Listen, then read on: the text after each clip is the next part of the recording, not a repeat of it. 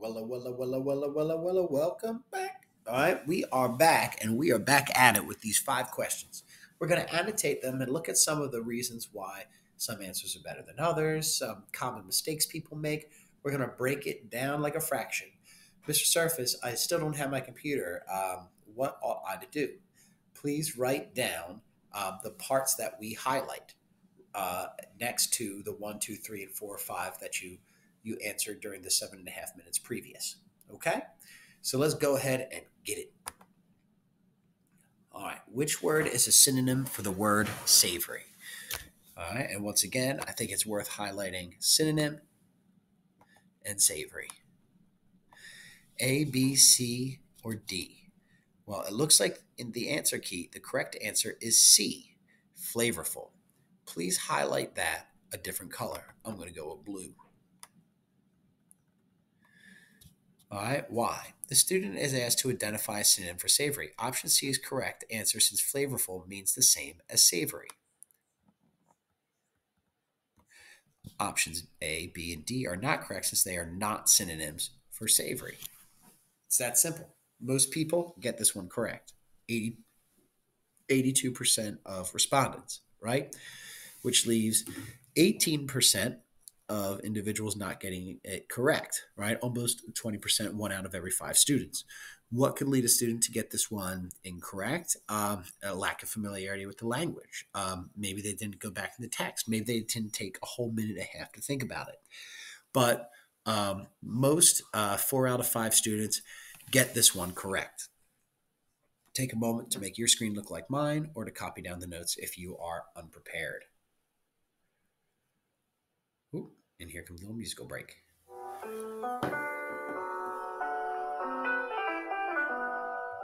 Ooh, what a wonderful song. Question 2. How has discovering the proteins of the protein miraculin affected people? Right, this is towards the end. It led people to try growing the plant that produces the protein in colder climates. B, it helped people explain how the senses of taste developed over time. D, miraculin led people to find ways of using the protein to make sour foods taste sweet. And the properties of the protein miraculin helped people understand how taste buds work. The correct answer, once again, is our all-star answer C. So I'm going to highlight it by the, it being the properties of the protein miraculin. That's the it. All the it's right there. All right, let's take a look at their reasoning why. This one people get fairly wrong, and answer D, it helps people understand how taste buds work, is the one that fools people the most, right? With a close behind it, B, it helped people explain how the sense of taste developed over time. Both seem like reasonable answers, so let's go ahead and highlight them red. A tricky one is B, and a tricky one is D. Let's look at the reasoning. The student is asked to analyze how discovering the properties of miraculin has affected people. Option C is the correct answer since the protein is being used to help sour foods taste sweet. So it has that very specific answer. So you've definitely had to do some close reading to get this tougher question right. Option A is not correct since the plant actually grows natively in a warm climate. So option A is just straight up wrong. So I'm just going to cross out A. It's so obviously wrong. Only 7% of people choose that one. And I would imagine those are rushing through their test. Option A is not correct since the plant actually suggests there's no textual evidence to suggest that the plant is being grown in colder climates. Option B is not correct since the passage does not mention a connection between the berry and the development of our sense of taste. That is a tough one, right? You have to think about that word development, I suppose, which they are not alluding to in answer C.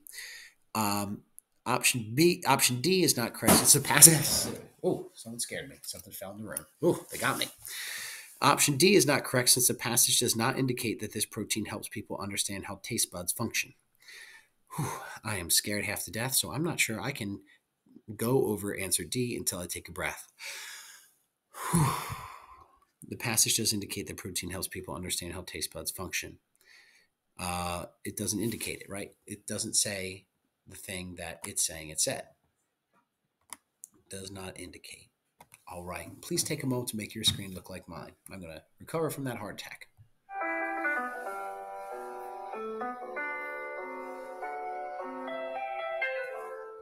Ooh, beautiful. 3. Which detail from the passage best supports the claim that the tongue senses taste through more than just T1 receptors? A, the fact that cats lack T1 R2 receptors, right? Except for my cats growing up with the ice cream. B, the study with mice that lack the T1 R3 receptors.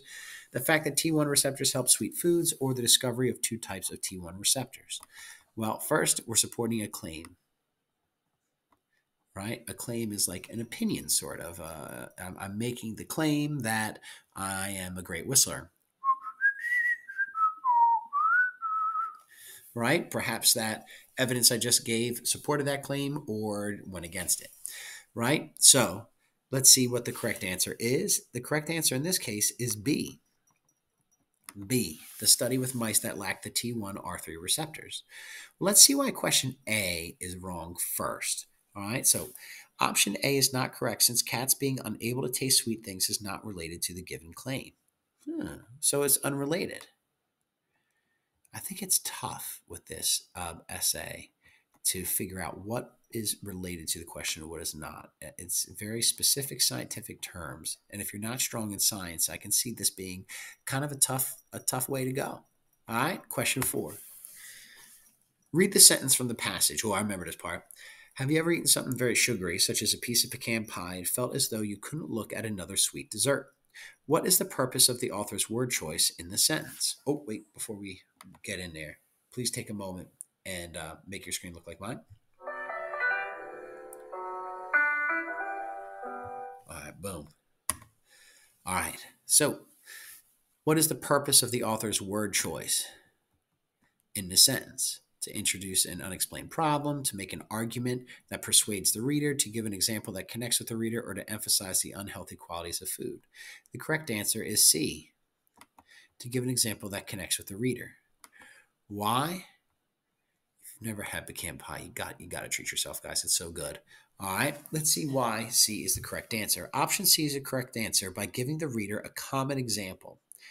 So you would have to know that pecan pie is a fairly common dessert. And I hope you're blessed enough to know that. The author is able to give the reader something they can relate to in everyday life. Option A is not correct since the sentence does not introduce an unexplained problem. All right. Pecan pie is many things. A problem? No. Option B is not correct since the function of the sentence is not to persuade the reader, right? It's asking a question. Perhaps there's some hidden persuasion there, but it's too small for us to worry about. So option B is wrong as well. Option D is not correct. Although sweet foods like desserts may not be entirely healthy, the purpose of the sentence is not to emphasize this concept. It's to emphasize that you are filled up by that sweet dessert. All right. Please take a moment to make your screen look like mine.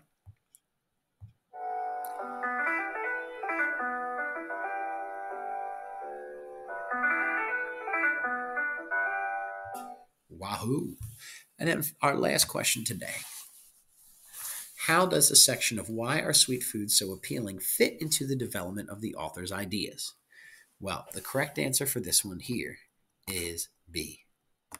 It offers an explanation for the origin of human sensitivity to sweets. Right? So it's about a section, a whole part that goes with this title here. Why are sweet foods so appealing? We got to be able to do better than that, Mr. Surface. You know what? Let's get fancy. Put a line underneath it. Nice. So B is the correct answer. Why is it the correct answer? Back to highlighters. Let's change over to fun green. The student is asked to analyze the given section fits into the development of the author's ideas. Option B is the correct answer since it provides a biological explanation. So like when you develop your ideas in a TDA and explain it with a this, noun, verb, and an if and then, right? They do similar things here. For why our ancestors need to be able to detect the sweetness at low levels in order to survive. A is not correct since children preferring sweet foods does not directly relate to why sweet foods were appealing to our ancestors. And options C and D are not correct since they do not relate to the biological development of humans' affinity for sweet foods. So they're just clearly wrong, in which case we're just going to put a big line through them. Whoa. Now I'm going to reverse. I'm going to make it slightly less big. And now I'm going to try again.